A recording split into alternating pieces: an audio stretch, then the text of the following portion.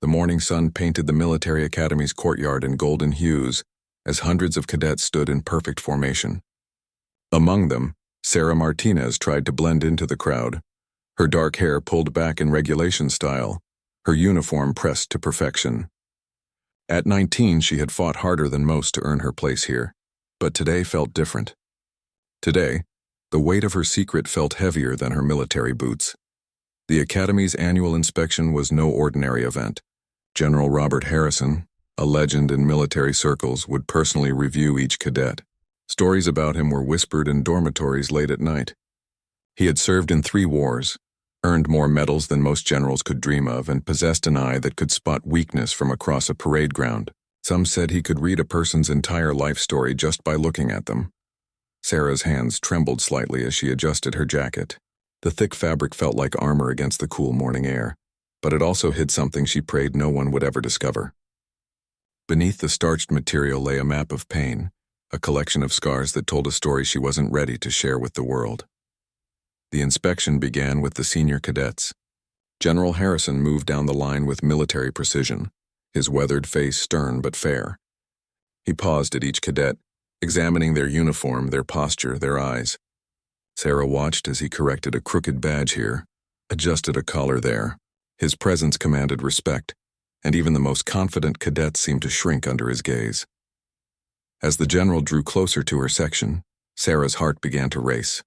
She had rehearsed this moment 1,000 times in her mind, but reality felt different.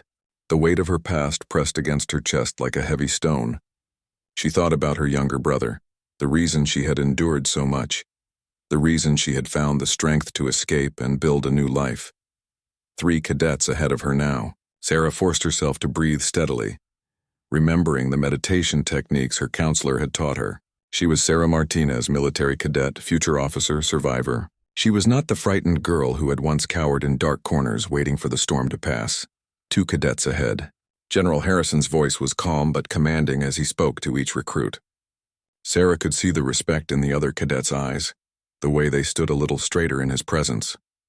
This man had earned his reputation through years of service, through leading soldiers in impossible situations and bringing them home alive. 1 cadet ahead.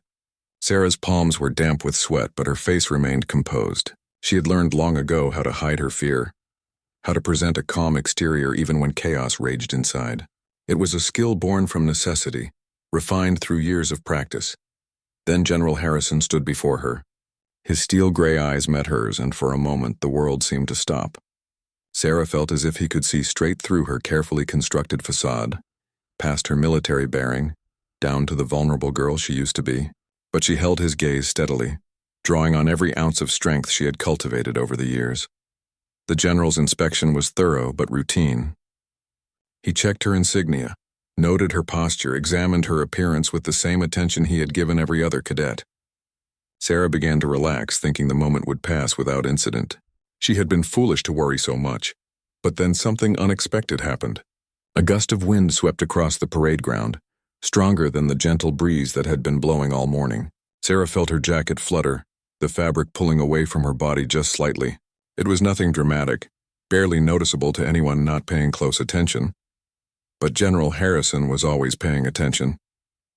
The wind died down as quickly as it had risen, but something had shifted in the general's expression. Sarah noticed it immediately, a subtle change in his demeanor that sent a chill down her spine. His eyes had caught something, some detail that the average observer would have missed completely. Years of military training had taught him to notice things others overlooked. Cadet Martinez. His voice carried across the courtyard, formal but not unkind. Step forward. Sarah's heart hammered against her ribs as she took the required step forward, her boots clicking against the polished stone. Around her, the other cadets remained at attention, but she could feel their curiosity like a physical presence. Being singled out during inspection was never a good sign. General Harrison circled her slowly, his trained eye taking in every detail of her uniform, her bearing, her composure. Sarah kept her eyes fixed straight ahead, but she could sense his scrutiny like heat from a flame. She had faced many challenges to reach this point in her life, but none had felt as exposed as this moment. Your jacket appears to be improperly fitted. Cadet. the general observed, his voice carrying enough authority to reach the entire formation. Military regulations require proper uniform presentation at all times. Sarah's mouth went dry. She knew where this was heading, and panic began to creep up her throat like bile. "Sir, I believe my uniform meets regulation standards." "Sir," she replied, her voice steady despite the turmoil inside. The general stopped directly in front of her, his eyes studying her face with an intensity that seemed to pierce through all her defenses. For a man who had seen so much in his years of service, he possessed an uncanny ability to read people. Something in Sarah's expression, some flicker of fear or desperation, had caught his attention. "Remove your jacket, cadet," he commanded, his tone leaving no room for argument. The words hit Sarah like physical blows. This was her worst nightmare, the scenario that haunted her dreams and kept her awake at night. She had worked so hard to keep her secret, to present herself as just another strong, capable recruit ready to serve her country. But now, in front of hundreds of her peers and the most respected general in the military, her carefully constructed facade was about to crumble. "Sir, Sarah began, but the words died in her throat. There was no acceptable excuse, no way to refuse a direct order from a superior officer without facing severe consequences. Her military career, the future she had fought so hard to build, hung in the balance. "Is there a problem, cadet?" General Harrison's voice remained calm, but there was something in his eyes now. A flicker of understanding that both terrified and confused Sarah. It was as if he already knew what he would find beneath her jacket. Sarah's hands moved to the buttons of her jacket with mechanical precision, muscle memory from countless hours of drill practice taking over when her conscious mind threatened to shut down. Each button felt like a small defeat, each inch of revealed fabric bringing her closer to exposure. The other cadets watched in silence, sensing the tension, but not understanding its source. Some probably assumed she was in trouble for a minor infraction. Others might have guessed at equipment violations. None of them could have imagined the truth that was about to be revealed. As Sarah's jacket came loose, she made one last desperate attempt to maintain some dignity. "Sir, perhaps this could be conducted in private," she suggested, her voice barely above a whisper. General Harrison studied her for a long moment, and Sarah saw something shift in his expression. The stern military mask softened slightly, replaced by something that looked almost like compassion. But his duty as an officer required him to maintain discipline and order, especially during such a public ceremony. "Continue, cadet," he said quietly, but his tone had changed. The harsh edge of command was still there, but underneath it was something else, something that suggested he understood more than he was letting on. With trembling hands, Sarah removed her jacket completely, the fabric falling away to reveal the simple white t-shirt underneath. For a moment, nothing seemed different. The scars were not immediately visible from a distance, hidden as they were on her arms and partially concealed by her remaining clothing. But General Harrison stepped closer, and Sarah saw the exact moment when he noticed what she had spent years trying to hide. The scars were unmistakable once General Harrison got close enough to see them clearly. They traced patterns across Sarah's arms like a roadmap of suffering, some old and faded to silver lines, others more recent and still slightly pink. They were not the random marks of accidents or childhood mishaps, but deliberate, methodical evidence of systematic abuse. Sarah stood frozen as the general's eyes took in the full extent of what she had hidden for so long. She felt completely exposed, not just physically but emotionally, as if every painful memory was written across her skin for the world to read. The shame she had carried for years threatened to overwhelm her, and she had to fight to remain standing. But something unexpected happened. Instead of the disgust or pity she had always feared, General Harrison's expression grew thoughtful, almost reverent. His eyes moved from the scars back to her face, and she saw a recognition there that she couldn't quite understand. "These scars," he said quietly, his voice so low that only she could hear. "Tell me about them." Sarah's first instinct was to lie, to make up some story about accidents or medical procedures, but standing before this man who had seen so much of life and death, who carried his own invisible wounds from years of service, she found herself unable to deceive him. "They're from my stepfather, sir," she admitted, her voice barely a whisper. "He used to. When he drank, he would—" She couldn't finish the sentence, the words sticking in her throat like broken glass. General Harrison nodded slowly, his face grave but understanding. How long did this continue? 5 years, sir. From when I was 12 until I turned 17 and found the courage to take my little brother and leave. Sarah's hands clenched into fists at her sides as she spoke, the memories flooding back despite her efforts to keep them buried. And your brother, is he safe now? Yes, sir. He's in college now, studying engineering. He doesn't know about this. I made sure he was always protected, always safe. That was what mattered most. There was pride in Sarah's voice now, mixed with the pain. She had saved the one person who mattered most to her. General Harrison was quiet for a long moment, studying her with those penetrating eyes. Around them, the other cadets waited in perfect formation, aware that something significant was happening, but unable to hear the quiet conversation taking place between their fellow recruit and the legendary general. You enlisted to build a new life, he observed, and it wasn't a question. Yes, sir. The military offered structure, purpose, a chance to serve something bigger than myself, and it gave me the strength training to make sure I would never be a victim again. Sarah's voice grew stronger as she spoke about her motivations, the reason she had fought so hard to earn her place at the academy. The general stepped back slightly, his eyes moving once more over the evidence of her past trauma, but now his gaze held something different, something that made Sarah stand a little straighter despite her vulnerability. These scars, General Harrison said, his voice carrying a tone of deep respect. They are not marks of shame, cadet. They are evidence of survival. They show that you faced darkness and emerged into the light. They prove that you have already demonstrated more courage than many soldiers will ever know. Sarah felt tears threatening at the corners of her eyes, but she blinked them back. She had not expected this response, had not dared to hope that someone might see her scars as anything other than weakness or damage. Every scar tells a story of a battle fought and won, the general continued, his voice growing stronger, more commanding. You protected your brother. You escaped an impossible situation. You rebuilt your life from nothing. These are not the actions of a victim cadet. These are the actions of a warrior. The word warrior hit Sarah like a physical blow, but this time it was a blow that strengthened rather than weakened her. She had never thought of herself in those terms, had always seen herself as someone who had simply done what was necessary to survive. But as General Harrison spoke, something began to shift in her understanding of her own story. The shame that had weighed her down for years began to feel lighter, replaced by something she had never allowed herself to feel before: pride in her own strength and resilience. The general's next words would change everything, not just for Sarah, but for every person watching the scene unfold. General Harrison stepped back and, in a movement that shocked everyone present, began to remove his own jacket. The action was so unexpected that a ripple of confusion ran through the assembled cadets. Never in the history of the academy had anyone witnessed such a breach of protocol during an official inspection.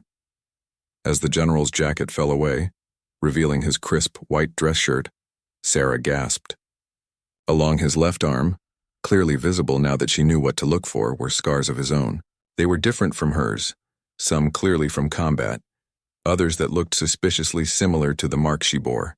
The realization hit her like a thunderbolt. These, General Harrison said, his voice carrying across the silent courtyard as he displayed his own arm, are from my father, a man who believed that discipline meant brutality, that strength could only be forged through suffering. His voice remained steady, but there was an underlying current of old pain that resonated with Sarah's own experience. The entire formation of cadets stood in stunned silence. This was General Robert Harrison, their hero, their inspiration, revealing a vulnerability none of them had ever imagined. The man they looked up to as the embodiment of military strength and honor was showing them that he, too, had fought battles that had nothing to do with foreign enemies. I was 14 when it started, the general continued, his eyes meeting Sarah's as he spoke. My mother had died, and my father blamed everyone but himself for his drinking, his anger, his failures. I became his favorite target because I reminded him of her. Sarah felt her heart pounding as she listened to his words.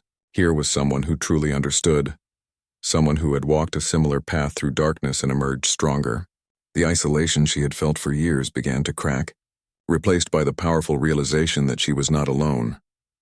I endured it for 3 years, General Harrison went on, his voice growing stronger with each word. And like you, cadet, I eventually found the courage to leave. I enlisted the day I turned 18, not just to serve my country, but to prove to myself that I was more than what had been done to me. The general rolled up his sleeve further, revealing more scars, some faded with age but still clearly visible. Every mark on my body tells a story of survival. Every scar represents a day I chose to keep living, to keep fighting, to keep believing that I could become something better than the circumstances that created me. Sarah felt something breaking open inside her chest, years of carefully controlled emotions threatening to spill over. But instead of the shame and fear she had always associated with her scars, she felt something entirely different, a sense of kinship, of belonging, of finally being understood. The military taught me that true strength isn't about never being hurt, General Harrison continued, his voice now carrying to every corner of the courtyard. True strength is about getting back up after you've been knocked down. It's about protecting others from the darkness you've experienced. It's about turning your pain into purpose. He gestured toward Sarah, and his voice filled with unmistakable respect. This cadet has already demonstrated more courage than most people will show in their entire lives. She protected her brother. She escaped an abusive situation.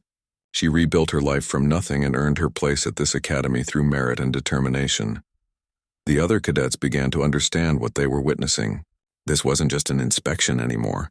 It was a moment of profound recognition between two survivors who had both chosen to transform their trauma into strength. In my 40 years of military service, General Harrison announced, his voice ringing with authority and conviction, I have known many brave soldiers. I have seen acts of heroism on battlefields across the world.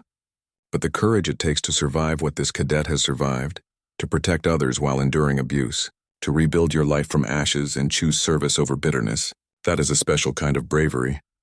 Sarah felt tears streaming down her face now, but they were not tears of shame or sorrow. They were tears of relief, of recognition, of finally being seen not as damaged goods but as a warrior who had already proven her worth in the most difficult battle of all. The general put his jacket back on, but the impact of his revelation would last far beyond this moment. He had shown everyone present that strength comes in many forms, and that the most powerful warriors are often those who have fought their first battles before they ever put on a uniform. What happened next would be remembered by every cadet present for the rest of their lives. General Harrison, a man who had never been known to show favoritism or break with military protocol, did something that defied every expectation. Slowly, deliberately, he brought his hand up to his forehead in a perfect military salute. But this salute was not directed at a superior officer or a flag or any symbol of military authority. This salute was for Sarah Martinez, a 19-year-old cadet who stood before him in her t-shirt, her scars visible to the world, her face wet with tears but her spine straight with newfound pride. I salute you, warrior, General Harrison said, his voice carrying across the stunned silence of the courtyard, not as your superior officer, but as a fellow survivor who recognizes the battles you have already won. The impact of this moment rippled through the formation like an earthquake. Every cadet understood the significance of what they were witnessing. General Harrison, the most decorated officer in their military, was saluting one of their own, acknowledging a kind of service that had nothing to do with military rank and everything to do with human courage.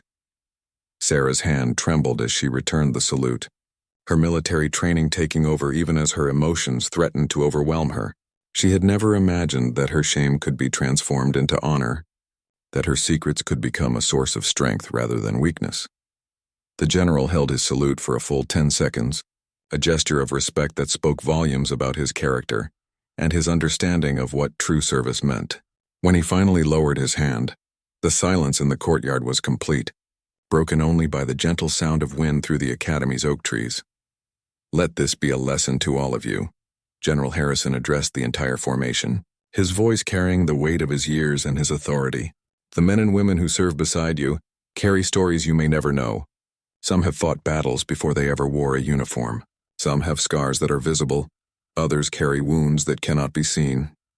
He began walking slowly along the front rank of cadets, his eyes meeting those of each young person he passed. True military families support each other through everything. We do not judge based on the battles others have fought before joining our ranks. We honor the strength it took to survive those battles and channel that strength into service.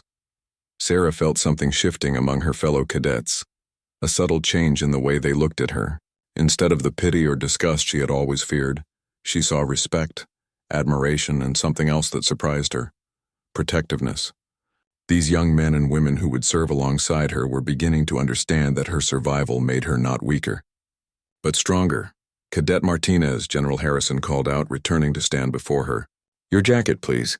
Sarah bent to retrieve her jacket from where it had fallen, but as she began to put it back on, the general spoke again. "You may cover your scars if you choose," he said quietly, but his words carried to the entire formation. "But never again let them be a source of shame. They are battle ribbons earned in the most important war any person can fight, the war for your own survival and dignity." As Sarah slipped her arms back into her jacket, she felt different. The heavy fabric no longer felt like armor she needed to hide behind. Instead, it felt like the uniform of the warrior she had always been but never recognized. The general stepped back and addressed the entire academy once more. "Today's inspection is complete, but today's lesson is just beginning. You have witnessed what real courage looks like. You have seen what it means to serve not just your country, but the people you care about most." He paused, his eyes scanning the faces of the young cadets who would soon become officers and leaders. "Some of you will face enemy fire in your careers. Others will lead troops through impossible missions. But I guarantee that none of you will ever display more bravery than what you have witnessed here today." The formation remained at attention, but Sarah could feel the change in the air around her. She was no longer the cadet trying to hide her past. She was Sarah Martinez, survivor, protector, warrior, and soon-to-be officer in the United States military. General Harrison's final words before dismissing the formation would echo in the minds of everyone present for years to come. 3 months later, Sarah Martinez stood at the podium in the Academy's main auditorium, addressing an audience of new recruits. The same scars were still there, but now she wore short sleeves with pride, letting her marks of survival show clearly to everyone who looked upon her. The transformation had not happened overnight. In the weeks following General Harrison's salute, Sarah had struggled with her newfound visibility. Some days were harder than others as years of shame and secrecy didn't disappear with a single moment of recognition, but something fundamental had shifted in how she saw herself and how others saw her. Her fellow cadets had rallied around her in ways she never expected. Instead of treating her as fragile or damaged, they sought her out for advice when facing their own challenges. They recognized that someone who had survived what she had survived possessed wisdom and strength that could help them navigate their own difficulties. "When I first arrived at this academy," Sarah told the new recruits, her voice clear and confident, "I believed that my past was something to hide, something that made me weak and unworthy of wearing this uniform. I thought that to be a good soldier I had to pretend that I had never been hurt, never been afraid, never been a victim." The auditorium was completely silent as the new cadets hung on her every word. Many of them were young, barely 18, fresh from high school and full of idealistic notions about military service, but some Sarah knew from experience carried their own hidden wounds. "I was wrong," she continued, gesturing to the scars on her arms. "These marks don't represent weakness. They represent every day I chose to keep living when dying seemed easier. They represent every night I stayed awake protecting my little brother when I wanted to give up. They represent the courage it took to walk away from everything I knew to build a better life." In the front row, she spotted a young recruit whose eyes seemed to hold the same guarded pain she had once carried. Sarah made a mental note to speak with her privately after the ceremony. "General Harrison taught me something important that day," Sarah went on, her voice growing stronger. "He showed me that the military doesn't want perfect people who have never faced adversity. The military needs people who have already proven they can fight impossible battles and win, people who know what it means to protect others at great personal cost." She paused, letting her words sink in before continuing. "Every person in this room has faced challenges to get here. Some of those challenges are visible, others are not. Some of you come from loving families who supported your dreams. Others had to fight for the right to dream at all. All of those experiences have value. All of them make you stronger." After her speech, Sarah was approached by dozens of new recruits. Some wanted to thank her for her honesty. Others sought advice about their own struggles. But the conversation that mattered most was with the young woman she had noticed in the front row. "Ma'am," the recruit said quietly, "I wanted to thank you for your speech. It meant a lot to someone like me who thought she would never be good enough for this place. Sarah saw herself reflected in the young woman's eyes, the same fear and hope she had carried on her first day at the academy. "What's your name, cadet?" "Jennifer Walsh, ma'am. And I wanted you to know that seeing your strength gives me hope that I can find mine too." 6 months after General Harrison's salute, Sarah received news that would change her trajectory once again. She had been selected for an advanced leadership program, specifically because of her demonstrated ability to overcome adversity and inspire others. The letter from the selection committee mentioned her unique qualifications as someone who had already proven her leadership abilities under the most challenging circumstances, but perhaps the most meaningful recognition came in a personal letter from General Harrison himself. "Cadet Martinez," it read, "you have become exactly what I knew you could be that day in the courtyard. You have transformed your pain into purpose, your survival into service, and your scars into symbols of hope for others. The military is fortunate to have you. But more importantly, the people you will lead and protect are fortunate to have someone who truly understands what it means to fight for those who cannot fight for themselves." As Sarah folded the letter and looked out the window of her dormitory room, she thought about the girl she used to be, huddled in corners and afraid of her own shadow. That girl had been brave too in her own way, but she had never understood her own courage. Now, as she prepared for the next phase of her military career, Sarah Martinez knew exactly who she was. She was a warrior who had earned her stripes long before she ever put on a uniform. She was a protector who understood the true cost of safety. She was a leader who could guide others through darkness because she had found her own way to the light. The scars would always be there, but they no longer defined her pain. Instead, they marked her as someone who had faced the worst that life could offer and emerged victorious, ready to serve and protect others with the hard-won wisdom that only true survivors possess.